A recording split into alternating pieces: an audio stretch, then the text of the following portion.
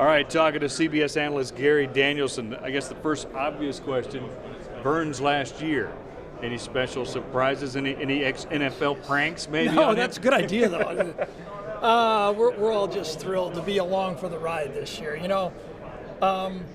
It's a couple hours before the game. It's not unusual that 10, 20 of his friends. I mean, I have 3-4 friends in life. Vernon has like 300 friends. They all come by and visit him, and I can imagine this year's even going to be more of a traffic jam in there. But I'm glad I'm in for the ride. It's been a great 10 years, and this last one's going to be special. I'm not going to ask you the unfair question of remembering a moment, unless one stands out. I know there have been a lot when you guys have called the games you had. It's just his comfort to be around when big things happen. Vern he's seen it all, but when a big play happens, like we were there for that, the Hail Mary, Auburn, Georgia, and his eyes will get real big, and he's got that, I always tell him he's got that Tanya Harding look, like he just saw something really big again, and he knows it. If Vern gets his eyes open, since he's seen it all, it's really big. I guess the best part of Vern is just watching the interaction of Vern with the fans of the SEC. He has something that you really can't buy, you can't study for. People like him. He's your buddy. You trust what he's going to say. He's got a likability factor like no other. But don't underestimate how important he was to this conference. He brought a great credibility. I think he took a conference with a regional footprint and allowed it through his voice and CBS to take it and comfortably move it to the whole country. What have you learned being a Big Ten guy, a Detroit Lions guy? Now you've been here, you're considered the SEC expert. What have you learned in the years doing these games about SEC football? Sure. Well, I think two areas. First of all, the greatness at a lot of different levels. The word I use a lot is accountability. In this league, you got tremendous accountability, whether it's the SEC office, the head coach, the recruiting coordinator, the offensive coordinator, the analyst, the play-by-play guy, the fans, the ticket people. You've got to bring it in this league, and it's fun. That's what makes it fun.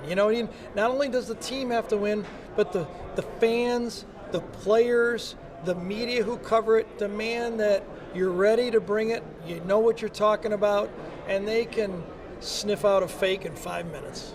Give me thoughts on quickly on Alabama and Auburn. Alabama, another quarterback change. Why are they so successful to, in the middle of a season, wait till a quarterback arrives? Well, because Alabama, and everybody knows, I'm not saying anything new, recruits so successfully around the quarterback, they don't need they don't need Steph Curry at quarterback. They don't need 3-pointers from 35 feet. So their quarterback, doesn't have to play like Johnny Manziel or bring it. He can comfortably fit in the game. I think a lot more teams should manage their team that way. You look at how Michigan's rebuilding their team, the way Stanford has. The league has gotten so good with so many great athletes that it's a real luxury to have a great NFL quarterback for you. So you got to figure out how to win when you have a good player, not an elite great player playing for you. So I think the real key for Alabama is they need, and I don't mean it as a disrespectful because I'm kind of in that style, they need Greg McElroy playing for them. They don't need Peyton Manning. Auburn, do they need John Franklin? Yes. I mean, they've got to have that read option guy, right? Yeah, absolutely, and we saw that last year. They need a guy, they're very close to running a triple option attack, and it won't work without a quarterback. It won't work with Navy.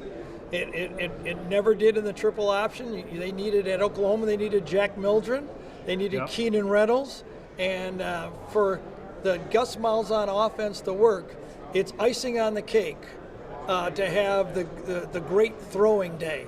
He has to have the great running day or the pieces don't fit. And from what I heard, Franklin could be that type of player. Team to keep an eye on? Well, off the top of your head? I don't know, but I would say Auburn or Texas A&M. I like the way Texas A&M has rebuilt their team. I think they're going to get healthier. They got some players back. They've grown up bigger. I think Trevor Knight will bring a new dimension to their team. I think Kevin Sumlin has understood that you have to be stronger on the offensive defensive line. I think A&M could be a surprise team. Enjoy your final year on CBS. No, not mine. It's Vern's Well, yeah, final Burns, year. I'm sorry. He's not taking you with you, is he? I'm going to be here till you people are so sick of me.